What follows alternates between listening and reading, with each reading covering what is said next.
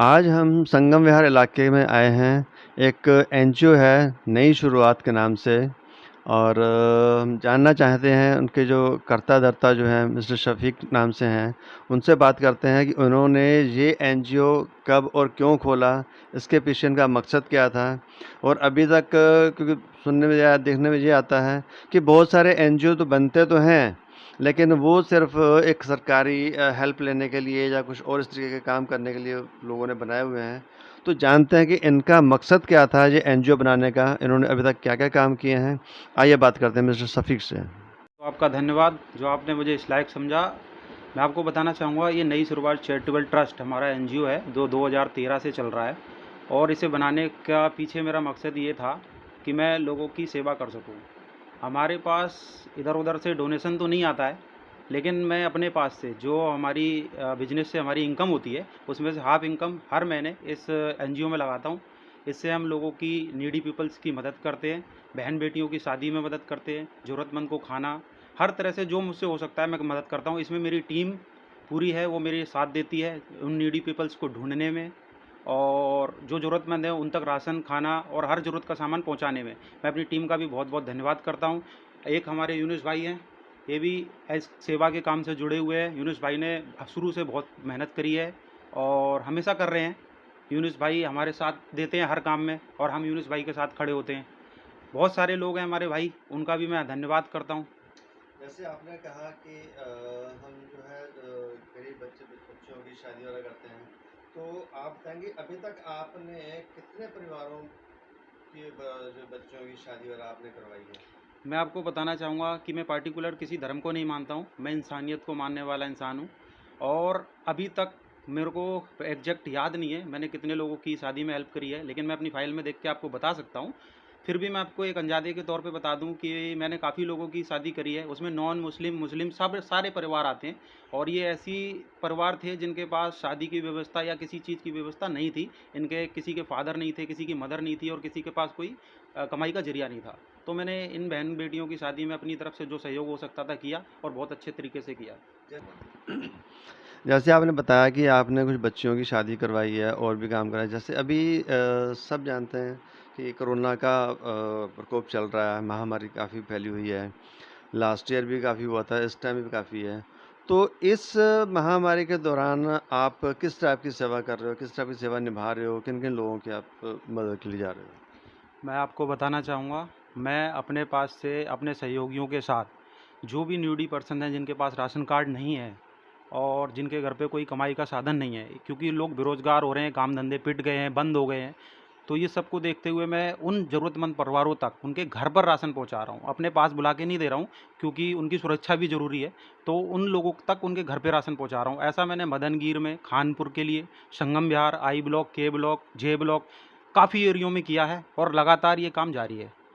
और साथ के साथ मैं आपको बताऊं कि हम लोग हॉस्पिटल में खाना वगैरह, और जो बच्चे होते हैं जिनको कोई शारीरिक प्रॉब्लम होती है, उनकी भी मदद करते हैं। मैं आपको बताना चाहूँगा कि कोरोना का टाइम चल रहा है, लोग बहुत परेशान हैं, जॉब जा चुकी है लोगों की, रोज़गार ख़राब हो गए हैं। और सरकार तो अपनी तरफ से जो कहना चाहती है कह देती है, लेकिन आम तौर पे अगर आप ज़मीन पर देखेंगे तो लोग काफ़ी परेशान हैं।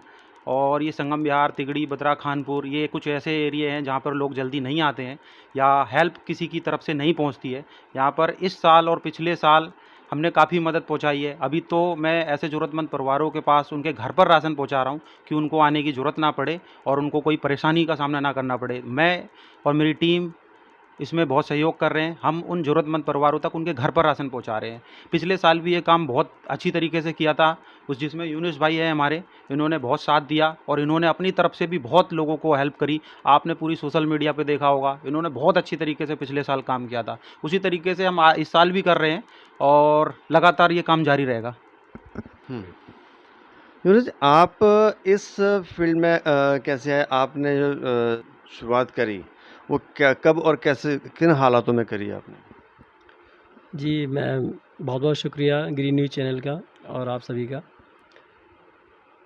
पिछले साल जब मैंने देखा कि सीए एनआरसी का मुद्दा चल रहा था और शाहीन बाग में हालात काफ़ी ख़राब हो चुके थे, लोग बैठे हुए हैं धरने पे। तो उस पर्पज़ में देखा कि काफ़ी लोगों की तकलीफ़ों को देख के रहा नहीं गया, तो मैं भी इस फील्ड में आया। तो एक संगठन था, यूथ एकता फ्रंट। तो जब मैंने उन लोगों को देखा तो उसमें एक हमारे मित्र थे, ज़हीर अब्बास जी, जो मेरे क्लासमेट भी हैं। उनसे मुलाकात हुई तो उन्होंने बताया, तो बड़ा अच्छा लगा जब कोई पता लगता है दोस्त एक अच्छा काम कर रहा होता है, तो आपको भी लगता है कि मुझे भी करना चाहिए। तो उन्होंने मुझे अपने साथ जोड़ लिया, तो एक सेवा भाव के नाते हम भी जुड़ गए और लोगों की सेवा करने लगे। फिर ये आपका कोरोना आ गया।